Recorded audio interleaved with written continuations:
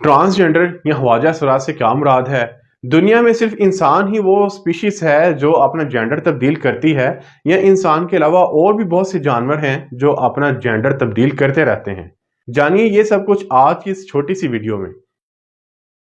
क्या जेंडर तब्दील करना कुदरत के निज़ाम में मुदाखलत के मुतरादिफ है, या ये कुदरती अमल है? और वो कौन से जानदार हैं जो इंसान के अलावा अपना जेंडर तब्दील कर सकते हैं? साइंसदानों ने एक रिसर्च की और उन्होंने आइडेंटिफाई किया कि मछलियां जो है इस फहरिस्त में पहले नंबर पे आती हैं। 5000 से ज़्यादा इकसाम ऐसी हैं मछलियों जो अपना जेंडर तब्दील कर सकती हैं।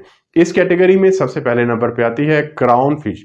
क्राउन फिश के अंदर ये खसूसियत पाई जाती है कि जब वो मेल और फीमेल पार्टनर इकट्ठे रह रहे हो और किसी वजह से उसका फीमेल पार्टनर मर जाए या गुम हो जाए, तो मेल जो है अपने आप को फीमेल में कन्वर्ट कर लेती है। ये वन साइडेड ट्रांजैक्शन होती है और इसमें तकरीबन 6 माह का टाइम लग जाता है। इसके बाद जो मछली जो पहले मेल थी, अब वो बाकायदा तौर पर फीमेल बन जाती है, एग रिलीज करती है और हमल के तमाम मराहल में से भी गुजरती है। इसी तरह पर दूसरी मशहूर मछली है ब्लू हेड क्राउन मछली। ये मछली भी अपने आप को फीमेल से मेल में कन्वर्ट कर सकती है। ये ग्रुप में रहती हैं और जब इनका मेल पार्टनर किसी वजह से मर जाए या खो जाए तो ग्रुप की सबसे बड़ी मछली अपने आप को मेल के तौर पर कन्वर्ट कर लेती है। इस तरह से बहुत सी ऐसी जानदार स्पीशीज भी हैं जो टू साइडेड ट्रांजैक्शन करती हैं, जिसमें पहले नंबर पर क्राउल आता है।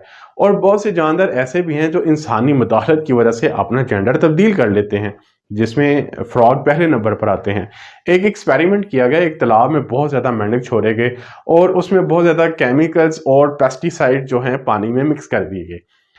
पेस्टिसाइड्स और केमिकल रिलीज करने के बाद वहाँ पर जो मेंढक थे उनके हार्मोन्स में बहुत ज़्यादा तब्दीली आ गई और जो फीमेल वाले हार्मोन्स हैं वो उसमें उसकी अफजाइश बढ़ गई, इसलिए जो मेल फ्रॉग्स थे उनका जेंडर तब्दील होकर फीमेल हो गया।